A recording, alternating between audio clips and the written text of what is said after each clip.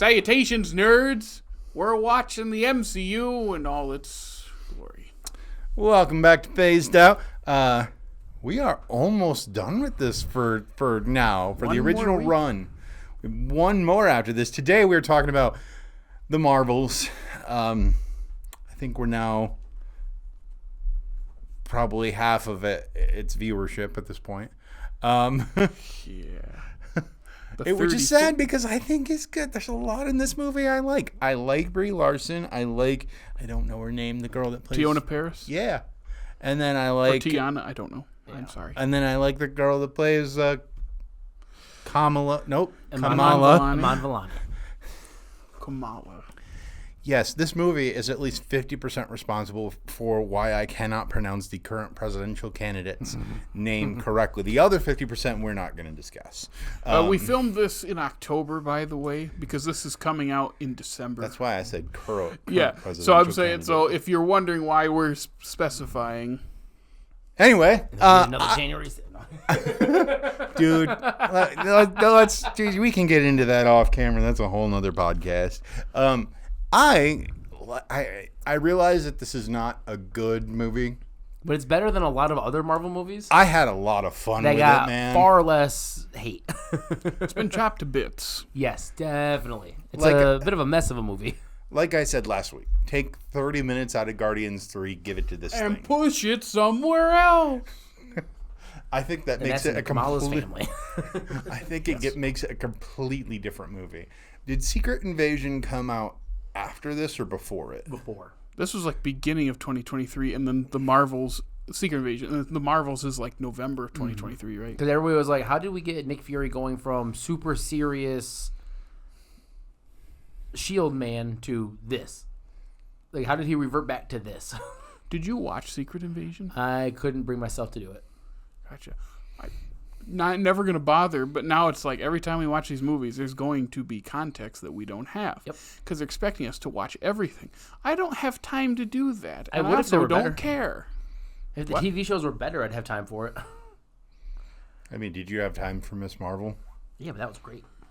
That's a phenomenal show. I love it. And probably WandaVision, too. I love it. That was the also first one. Middle pandemic when I had all the time in the world for everything. That's I have a question.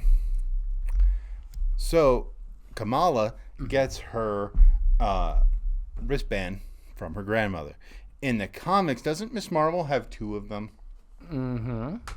Okay. So, it's intentional that they only have one in the Marvel Cinematic Universe to keep her from being too powerful. Her powers are also...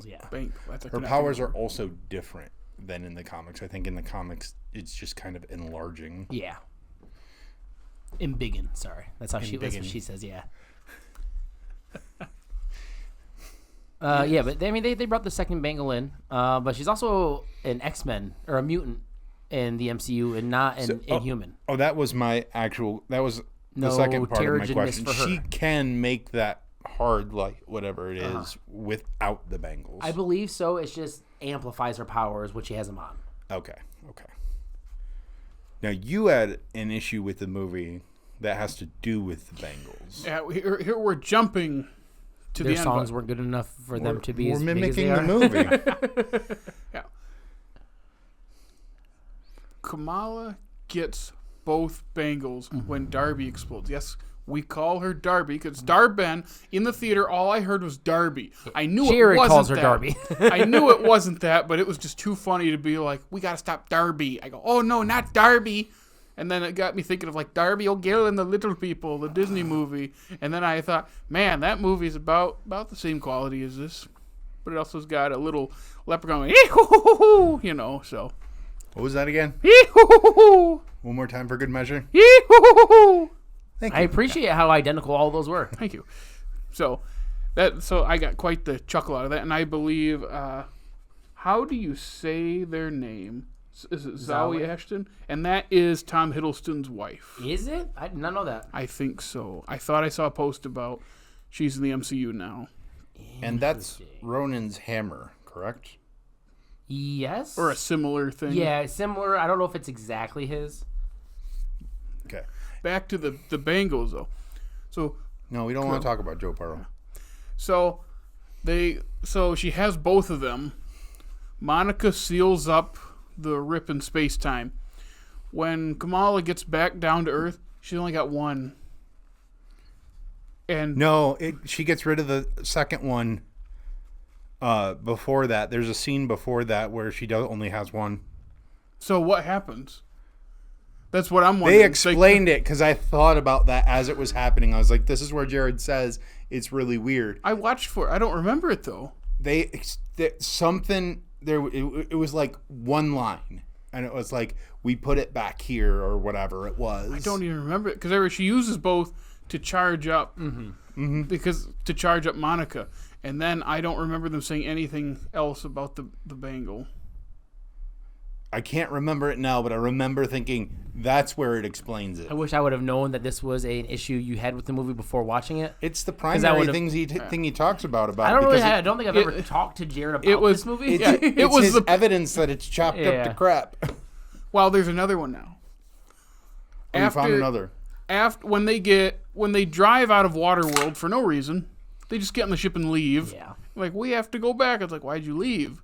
They go through the portal. They land on Kansas or whatever, and they're talking. The ship lands, and they're coming out of the ship, and it's all voiceover sounding, because they're coming out of the ship. And then when they cut in, it's like, oh, we're in like the middle of a scene. Like, they were moving in this shot, and then here they're just still. It's like, what did we cut? It feels like that scene where they're talking is what's laid over them leaving the ship. There's got to be more between them landing and then like, I don't know what it is, but like that was one that's like, yeah, this isn't like bad editing. You can tell this is a Band-Aid for something that got cut because this movie is like 100 minutes. Mm-hmm. Like, it's real short. Shortest movie in the MCU.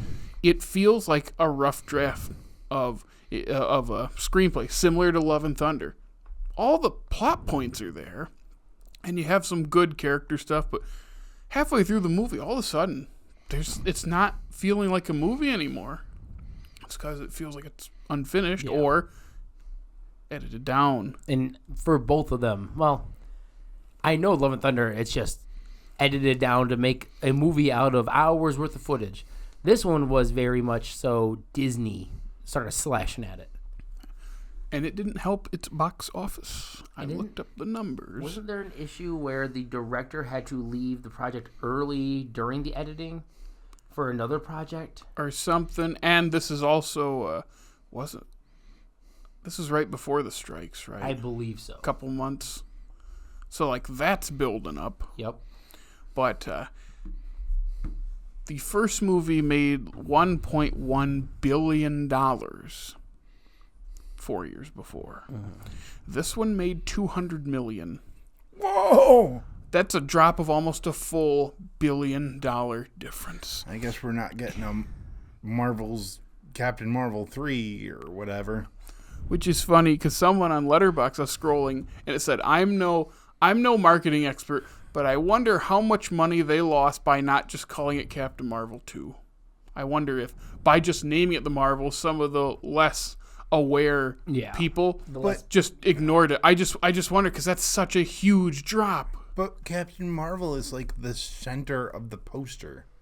Yeah, well, that doesn't mean anything for some people. It's just it's just word of mouth, and then they don't do any research into it. Yeah, people go to movie theaters all the time that don't even look up what movie they're going to see. They just go, that sounds interesting, and then halfway through the movie they come out and they're mad because they didn't look up what the movie was. They have the reasources to do so. Captain Marvel came out between Infinity War and Endgame, right? Yes, it was the last one before Endgame. So that definitely helped it because like you needed that connective tissue, especially with the post-credit scene of Infinity War. Yep. Not that this one was going to make $1 billion, but $200 million. Which is funny because I kind of like this one better in concept. A lot of the reviews were like, "This is the worst Marvel movie. Don't waste your time on this movie. It's so bad." I really don't think so. But a lot of it's also hate for Brie Larson. The internet hates her for a good part of it. Why? Did it all start with the first movie comments thing where it's like... The interview, yeah. What did you say? Not that she said anything wrong. No, she was just like, oh, I'm surprised there's not more female reporters here for the first female-led superhero movie of the MCU. I don't even think that's what the issue that they latched onto. No. Issue. Yeah. It's this... you like white guy comic book fans. This isn't for you. I was like, I get what you're doing. Yeah. You can't do that when you're promoting your movie. No. I'm not going to tell her what to do, of course. And she doesn't know who I am and never will. But the whole point of like, I'm no expert, but I feel like that's probably not a good idea. But that movie still made that grudge this many years later. Oh, people, I mean, what else are they going to do? They haven't left their basement. That's true. That's true.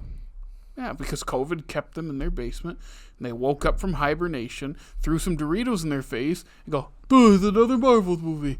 Time to get online.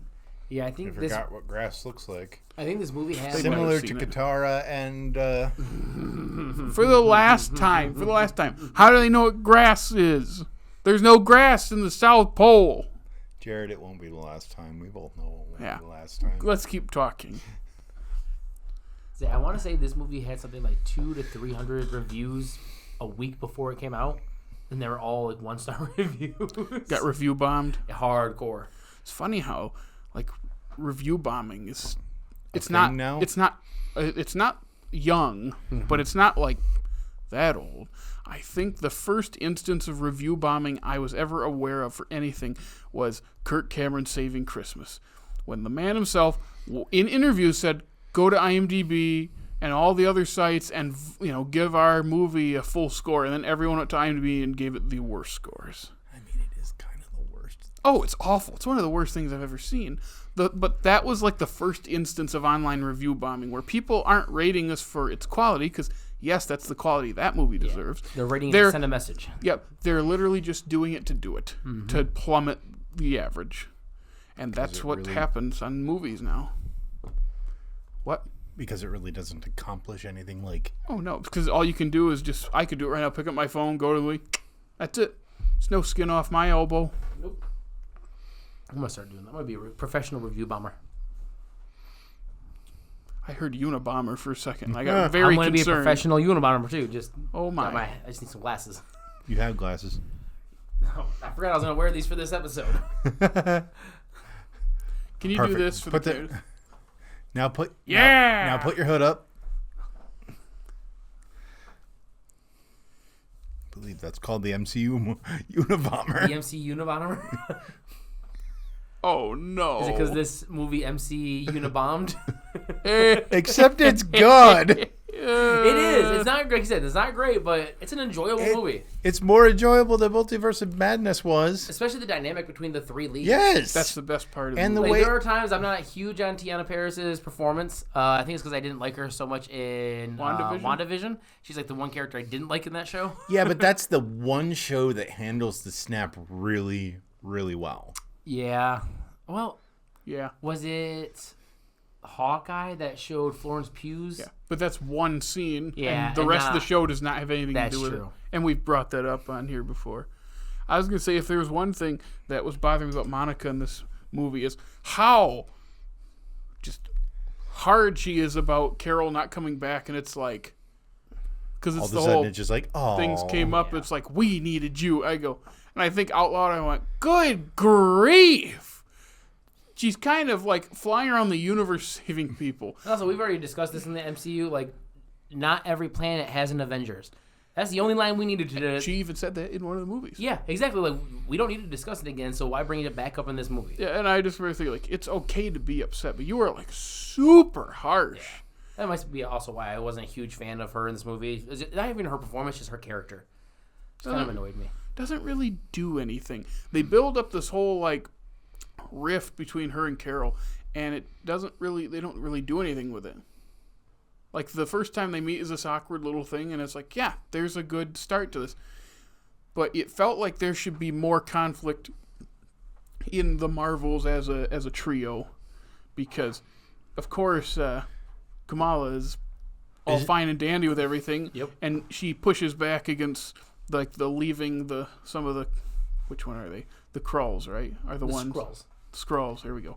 The Skrulls behind. That's like, okay, there's a start of, because it's supposed to be taking the tinted glasses off. Audio listeners, Nick has some very wonderful heart-shaped glasses on. I do, because I love this movie. And Carol. It feels like that is supposed to be a rift between her and her idol, realizing it's the whole meeting your heroes thing. It's not a huge part of the story, but that's like part of it. Because when even she says in Kansas or whatever, that field, like, it's like I kind of didn't let you be a person. I kind of have you as a character. Yeah. And I go, that'd be better if there was building to it, but there isn't because we don't know what's cut. Second half of this movie, not much is happening. So like that, I just felt like there was supposed to be more conflict with the three of them. So then when they do all fight together against Darby, that's fun. It works. Mm-hmm. And that is, the fight choreography is good. I love that the way they nerf Carol is by doing this whole, what do they call it? Quantum entanglement. I don't think that's what they call it, but I'll allow it. Quantum entanglement.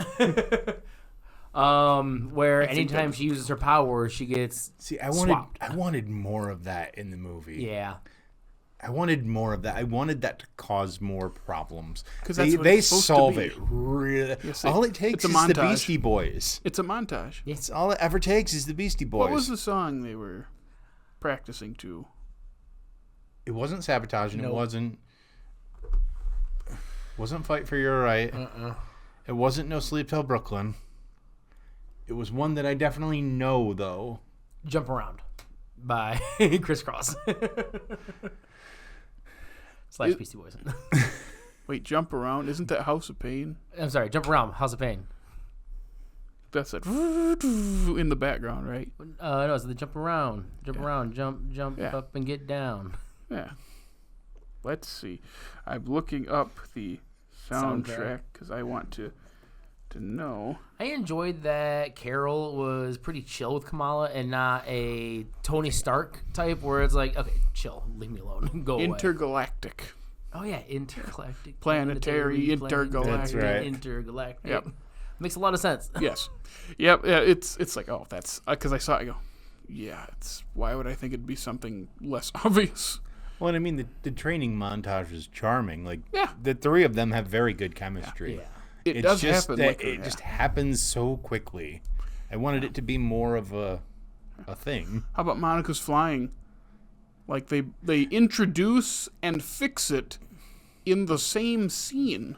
Within about 30 seconds. When Kamala is falling from the sky, it's like, Monica, you gotta fly. You gotta fly now. I can't do it. It's like, I get what they're trying to do, but she has to fly right now because Kamala's going to die.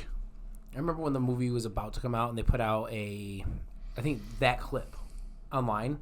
Everybody was like, this movie's going to be terrible. Did you hear that black girl magic line?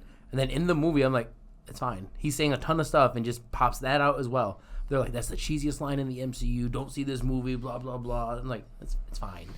It's fine. Calm down. Wait, what did he say? Nick Fury tells her to use her black girl magic to fly after telling her to do a whole bunch of other things to try to get her to fly. And the internet's like, that's the cheesiest line in the MCU. I don't know if I can say this without being racist. So if I sound very racist. Oh no! Just know that's not your intention. Oh, so if I sound very racist, cut it out. Okay. People of the same people group can say things to other people in that people group, and then it be okay. Didn't sound racist. Okay. You tiptoed around it well enough. I don't now if it's Jude Law saying that to her, okay, maybe not. I know he's like dead right now, but I would have loved to seen that though. Little Jude Law. Can I just get a clip of Jude Law saying the phrase "black girl magic" just so I have that? Or if it was maybe one of the green dudes. I did have a question for you, Nick. The planet that the Skrulls are on, is that Xandar? Xandar got blown up, right? I thought so. Decimated. Yeah. But it looks like Xandar. Good question. I don't know. To be fair, a lot of those Earth-like planets all look the same. Well, they were all created by the guy from the last movie. Yeah. That's why. It just feels like there's a lot of pieces in place to make a good movie. Yeah. It's just now that I'm thinking more about like how it's set up, and it feels like they're also trying not to do the cliche thing, but because I've said this before, because they're not going the cliche route, it ends up not being much of a route at all. Because story-wise, it doesn't really work very well. No. But I think that's all in, like how you said, how it's shredded. Because like the setup is fine, like the villain's motivation is fine, the acting is good. It's just so butchered. It is in the editing pretty cool room. when Carol flies into the sun. That is a very. I like. Was she picking up Icarus from? She flew too close to the sun. I should watch that movie again. No, yes. Never again. Never again. All right, we're back with everybody's favorite segment, Jared. We are past your favorite holiday. Yeah. Did you, for your favorite holiday, watch Dutch? As of recording this, no. Did you watch Planes, Trains, and Automobiles? As of this recording date, no. Okay. You realize, Jared, this next week is the last week for Yep. you to say no. Then you have a giant gap, and if you don't watch it in that gap, it's gonna it's gonna be very disappointing. Even if you do watch it in that gap, man. Let down. Well, I'll just keep asking. I don't give a crap. To be fair, yeah, he'll have like little 3-month gaps where he can just keep watching Dutch. You should watch Dutch in between every one of the Marvel movies. You should watch Dutch every day for 30 days and record it. You should make a YouTube video out of it. I watched Dutch 30 and get people into Dutch. Boost the sales of it. You can't even really buy it right now. Not at a reasonable price. Not until Jared puts this video out and it becomes the most sought after movie of the year. Nothing burps better than bacon. His name is Dutch Dooley. Is he actually Dutch? Are you talking Like Ed O'Neill? I don't know. I almost said Ed O'Brien. I think that's the Radiohead guitarist. Anyway, the Marvels. It is. It's the other guitarist. That's not Johnny. The Marvels. I think the three of them deserved a better movie, and I think that's ultimately what we're going for here. Is it Nia DaCosta? Mm-hmm. Yes. Deserved better as well. Who knows if this is good if we have all the pieces? It's a big what if. What else has you said? Nia DaCosta? DaCosta. I believe she directed the Candyman remake. Yes. That's all I know. Okay. And then she made a film right after this, but I don't know if that's been released yet. Not sure. We haven't even, as of recording this, it hasn't been a year since it came out. But, it is a shame to see potentially great things get wasted in a movie like this that isn't as good as it could be. So, yeah, I like the first fight sequence where they're changing places, where you're on Hala, you're in Kamala's house, and then in the space elevator. Oh my goodness! Sorry about that. Yes. Can you go over it again? Yeah, were either of you listening? I was, but then his phone went off, and then my mind went blank as to everything you just said. Gotcha. It's the opening fight sequence that you're on Hala, you're in Kamala's house, and then the space elevator. That was just fun. Yep. I remember sitting in the theater going, "This is actually fun. This is a fun sequence." Why was it so fun, Jared? Because they leaned into the mechanic of their movie. That, and because it had Kamala's family in it, who are the best characters in the MCU. Specifically her dad. I'm a big fan of her dad. I don't know. Her mom's great, but her dad's top notch. When he's telling that dude how to invest his money, and how old are you? Oh, I'm 306. 300 Okay. No, he says that, and then Kamala's brother goes, "Wow, same age."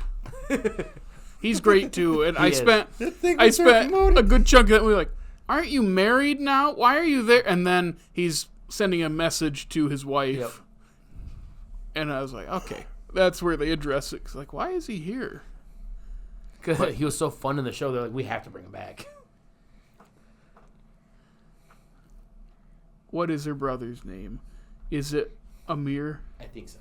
Okay, because Amir Khan is also, I think that's a backyard baseball character, and also that might be a famous Bollywood actor. The timing on that, where backyard baseball just got re-released, and we're doing this movie. Yeah, it's even spelled the same. There is an Indian actor by the name of Amir Khan as well, who's very famous over there, and I have seen multiple movies of his. So, do I know Amir Khan? I'm trying to think. Lagan is my favorite. Okay. There's Like Stars on Earth, where he's the teacher. I don't know that. There's the wrestling one, which came out in like 2016, called Dangal, where he coaches. He's the dad that has the 2 daughters that are wrestlers. His face looks very familiar. Yeah. PK. I think we talked. PK is the alien, and there's plenty more. Like he's one of like the big stars. Oh, he's in Lal Singh Chadha, which is, I believe, the Forrest Gump one. We talked about, which fixes some problems that I have with Forrest Gump. Yes, I was like, I know I've recently seen him in a cast listing of something I was about to watch, and it was that. Yep. So it's funny that it's spelled the same as Kamala's brother. And then also not spelled the same, but there is an Amir Khan in Backyard Baseball. The Backyard Sports Games. He's the younger brother of another character. So, yeah, I didn't even know that was his... or I did know it was his name. I forgot it was his name because I watched Ms. Marvel like 3 years ago or whenever, 2 years ago. But the 3 members of her family are wonderful and top notch.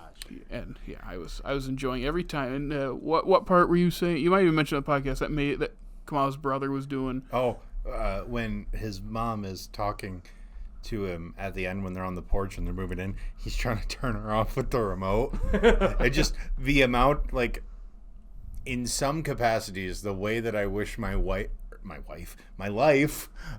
worked like Click, that Adam Sandler movie. I know.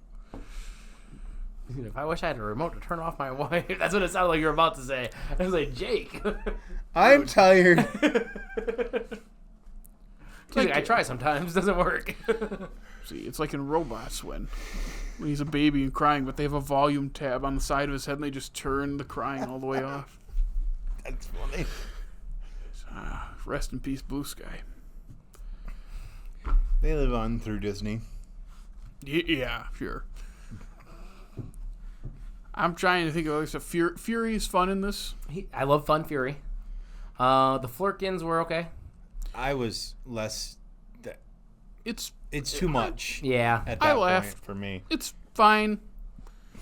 Now that people getting eaten over and over is fine. Playing Memory from Cats, the Streisand version, I believe it was, while they're getting swallowed up is funny. I also like that they're just using them as transport systems. Yeah. We are literally herding cats. Yep. For me, it sort of felt like it tried to shift into like a Guardians of the Galaxy sort of moment. I get that didn't really fit the movie, in my opinion, but I get it. I wish. Who knows? Maybe there was parts of the movie that did fit that got cut out. I wish we were on the water planet longer. Yeah, because that was real. That was actually planet. It was interesting. It was fun. And then when the battle's happening, I was like, okay, but we just leave in the middle of it for no reason. There was no reason to leave. Carol's flying through ships and everything. Yeah, like it's working. It's their signature move. They're fighting Darby, and that part didn't look too great. Yeah. A lot of it looked okay, special effects wise, but that part was a little rough. And then they just leave, and then they're talking about, we just left it, and I was like, okay, go back. I confused. So what's cut there, and then like they suck up the ocean. Like they took the atmosphere and that destroyed that place. They took the ocean from that place and they're going to Earth to get the sun. But then they have one line drop. Oh yeah, everyone's fine. Well, except the Skrull, who are now on Earth. Who in this universe are good guys. That's right. Yeah. What did we feel about the Valkyrie little cameo? Oh, I'm fine with that. It is all right. I like seeing Tessa Thompson. Yeah, she's always good. She's always fun. Yeah. Yeah, she showed up because I forgot she's in the movie, so I'm sitting there, too. and I see the little rainbow for the Bifrost. That looks like the Bifrost, and then she shows up. Oh yeah, It is the Bifrost. There's Thor. So They should have really broken continuity and brought Lady Jane in. It's like, isn't she dead? Yeah, just Jane appears on the. Jane. Another one of those wonderful deliveries from Chris Hemsworth. We need more of him in the MCU. Do we? Do we? Chris Hemsworth? I love Chris Hemsworth, and I love him as Thor. But I think there's more bad of him than good. Well, we have need like more of him so we can get the ratio back. We have the 4 Thor movies. We have 4 Avengers movies. He's technically in the one scene of Doctor Strange at the end there, which is in Ragnarok. Am I forgetting any other appearances of him specifically? No, he doesn't really appear in movies that aren't his own or Avengers movies. So it's the 9 So it's the 9 appearances. So we've seen him 9 times. And he All wants right, now count Robert Downey Jr. It's probably gonna be like 14. Yeah. but he wants to do King Thor, so I'm okay with that. I thought you said you said you didn't want I didn't need him in this one. It also makes sense for like a female-led movie to bring in one of the female Asgardians. They could have brought Love in. That would have been kind of fun. It would have been. What about Sif? Why couldn't it be Sif? Because they hate Jamie Alexander. Yeah, like that actually might make even more sense. Uh-huh. It's like, well, Sif's been running around the galaxy fighting things. She probably knows Carol and also gives her something to do. And it's like, I feel like Valkyrie is too busy being in charge. Also, why wouldn't they bring Sif in? Because Sif, in my favorite TV show ever... Kyle XY? What? Kyle XY? No, Blind Agents Spot. of S.H.I.E.L.D. Oh! Met up with Coulson and gang, well, at least Coulson knows Carol. But now Coulson's dead.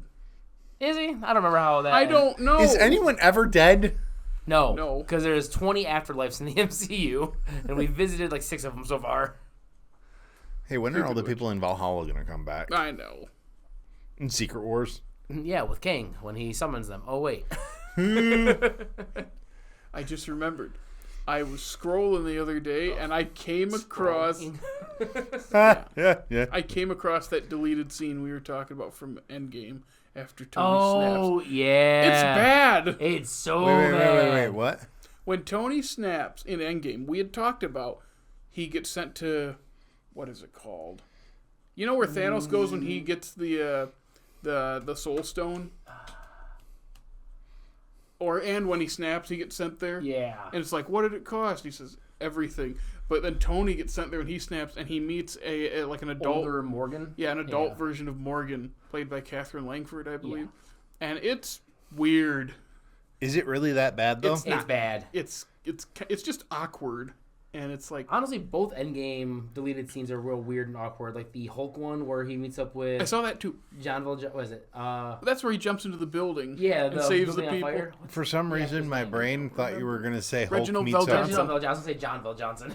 Yeah, I was going to say, my brain thought you were going to say Jean Valjean, and I was like, when did the Hulk go into Les Mis? Yeah, that's what I was like, wait, no, that's Les Mis. What's his name? Reginald Bell Johnson. So instead of Thanos saying all that for a drop of blood, it'd be all this for a loaf of bread. Sorry. But this week I'm petitioning for Jared to be off the podcast. Hold on, let me check with my podcast partner. Okay, thank you. Do you want to be off the podcast? No. Okay, no. Saved again. But the scene is like Tony gets there and he sees her, and I have no personal qualms with Catherine Langford at all. Mm-hmm. Nothing. But that was not great. That was real awkward. Catherine Langford was older Morgan. Yes. But she's also, in the same movie, Hawkeye's wife. That's Linda Cardellini. Sorry. Okay. What? No, you know Catherine Langford. She's in Knives Out. Oh, okay. Yeah, you know Catherine Langford. She plays... Wasn't she Toni Collette's daughter Yes. in Knives Out? I don't remember her name. She plays Scott Lang's daughter. Sorry, my brain did that. Catherine Newton. My brain did that dyslexic thing where it switched the letters. Yeah, but the scene is It's not even like it's not like horrible. It's just it's awkward and boring. It's boring. You don't really. But in the comics, don't all the souls go into the Soul Stone? I believe so. And it's a soul gem in the comics. Sorry, because they're gems in the comics. The comic is weird compared to what we got here. Yeah, I actually think I like the MCU portrayal of it more. I agree. Yeah, I just wanted to bring that up because I was just scrolling, and of course, phone listens to you, so brought it up. I was like, "This looks fake." Oh no, this is real. This is real. It's still watching. Yes, because it's not finished. No, but then it's like, is it just? Are they in a green screen? No, it's like the CG isn't great. It looks like there needs to be some editing. And, it looks like they're like one thing away from finishing with textures or whatever. Like they're close. It just looks is that very part muddy. of why it's awkward? No, it's the performances are pretty rough, and the writing. The script is bad. It's not good. It's just an awkward scene. It's like, yeah, I see why they cut this. It would have taken so much away from that final part of the movie. Like hologram Tony is a way better choice to go for right after that scene. Yeah. It also doesn't feel like you're seeing actual him. Mm-hmm. Or you'll be seeing a lot more actual him. Yes, we will. We didn't know that then, though. Doom Von Stank! Back to the Marvels. Is there much more to say about this? I think Darby's backstory could work if it was anything better than that, because the idea is fine, but the way it's done is felt lazy. It's one scene where she's giving a little speech and reminding people who all know what happened, and watching the scene, it's like, this is just dumb. Feels lazy. It's like, if it was, hey, she came and destroyed the big computer thing, whatever it is. What is it called? The Supreme Intelligence. Thank you. And as a result, killed our planet. Sure. I buy it. Yeah, good motivation. But it's just... Isn't that what she said happened? I didn't say it didn't happen. I said they did. But it's in one big, like, yelling speech to the people of who have been experiencing it for 30 years. Yeah, who all know what happened. No, didn't Carol give that, like, quietly to one of the other girls? Later, she revealed what she did, but we get a whole speech scene with Darby, and we see the flashback of Carol. Really must not. I watched this. It's kind of a boring scene because I watched this movie at 5 a.m. this morning, so. Yeah, I watched it while doing work at work, so there's big chunks of it where I wasn't paying attention super hard to. What's the opening? That being scene one again? of them. Yeah. The opening scene is Kamala's comic, right? Yes. And that's fun. I wonder if a good opening scene, while more cliche, is showing Carol destroy the Supreme Intelligence and Darby is there. It's more cliche, but I think that's more effective than putting it in the middle of the movie where she's narrating over it to people who know exactly what happened. Oh, speaking of that opening scene, when can we go back to when Marvel cared what they already showed us? So, like, the end scene of Miss Marvel is Carol showing up, but they don't swap. In that, she just shows up and Kamala sees her. They Is don't that swap. how that happened? Yeah. I'm pretty sure. I thought she slammed into the closet in Miss Marvel as well. I thought that was like the after credit scene on the last episode where she like slams it and just kind of looks at her hands and goes, "What?" Yeah. And I think she like storms out the door and that's like the end of it. Okay. So it does line up ish. Yeah. Okay. I had thought Kamala was still in the room with her. I thought you were saying it the other way around. And I was like, I just watched this movie. How do I not remember like Carol just walking in and seeing Kamala? I was like, was I that like not focused? Maybe. It's a hard movie to focus on. Which is funny because it's really short and it keeps moving. Both Captain Marvel movies are pretty short, aren't they? And the other one's got to be sub 2 hours as well. Yeah, I think it's no, it might be 130. I think it's just over 2. It doesn't feel like it. Yeah. But yes. I think that's all I really have to say. Yeah. It's hard. Short movie, so not really a ton to talk about. Yeah. What have we said? Short, chopped to bits, some good stuff. Performances. Yeah. Good performances, good chemistry. Good choreography for the most part. Oh, I wanted to talk about the other universe. Are we ever going to see those people again? I'm hoping that's the universe that our Fantastic Four is set in. The one with the X-Men? Yeah. I hope that's the one because it's a different universe. I'm hoping that's the same one that our Pedro Pascal Fantastic Four setting because it seems like that's going to be a different multiverse and not our current mainline MCU. Okay. So I'm kind of hoping we see maybe like a younger version of Beast who interacts with them or something like that. So we're going to get Beast from the younger Nicholas guy. Hoult, let's go. Yep. Dude, he's the voice of John in the Garfield movie. Yep. That is so weird. How did I not know that? I might want to watch the Garfield movie. I love him in Mad Max Fury Road.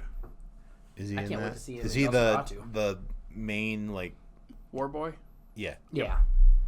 That's the first time I ever knew who he was. I used to be a Skins fan, and that's like where he started. Him. Who else is in that show? It took me a second. I thought you meant like a fan of the Washington football team. Yeah, I am. The Commanders. Skins, yeah. Well, now they're the Commanders, not the other thing. Okay, the British show. Okay. Yeah, the British show with... Is Dev Patel in? Dev Patel. Okay. And... There's another... what's his name? From Get Out. Daniel Kaluuya? Daniel Kaluuya is in that first season as well. Gotcha. The first 2 seasons.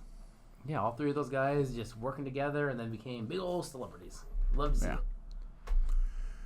That's all I got. That's all I got. Oh, no, Jake interrupted me. I was going to say the thing. Yeah.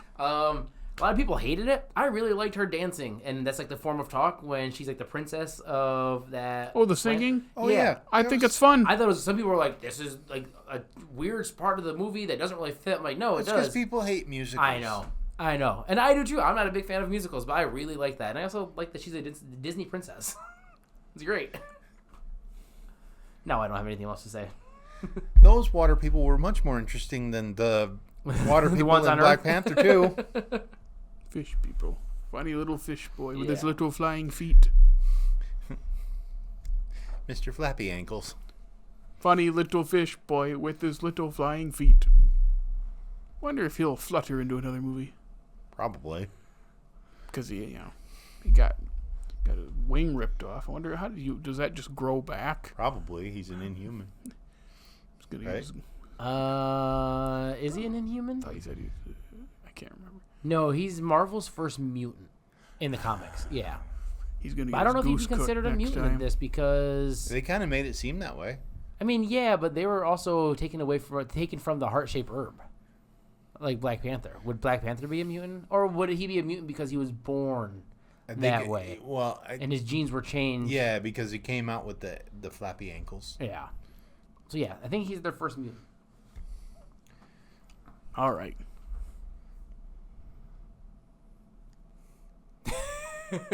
Oh. Jake, you going to take us home? So I can go home? Sure I will. So... that is it for our thoughts on the Marvels. Next week, One more movie. and it is one more movie. And it is probably the worst. Oh, you know what? I forgot to mention something in Guardians 3. The dude with the sorcerer powers. Oh, I was going to mention on the him Ravager too. ship. Yeah, the little snake guy. I forgot all about that being in there. Anyways, that's another podcast for another day. But next week, do a lot of people like this movie coming up next week? Yes. It's made a lot of money. It's the highest grossing People R-rated love all movie 3 all of those time. movies, even though I think they're average at best. Yes. This is my least favorite of the 3.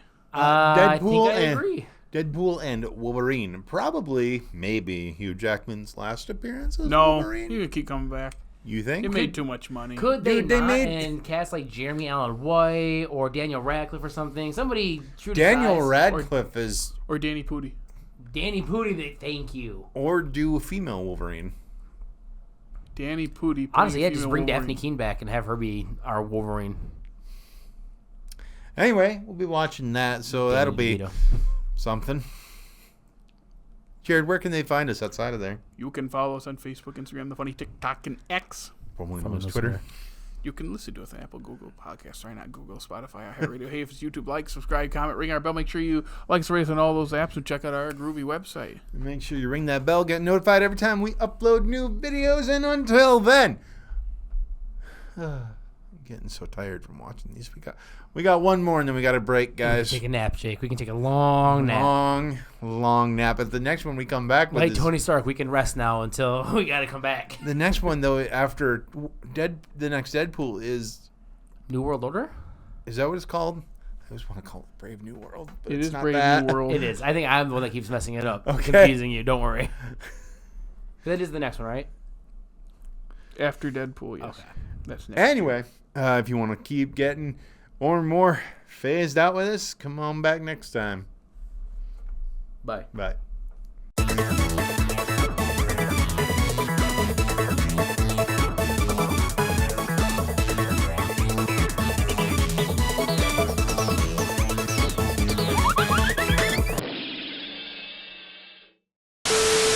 I wish I could make a cat noise. Like, meow. Can't do it. Meow. What were you doing in 6th grade? I was listening to MCR. Popcorn music, electric revival. And how was a flat earther? What if being gay meant you also had to be a flat earther? Look beyond what you see. I'm going to the big gay flat earth. We ready to go? Darben. Okay. Darby. Darby.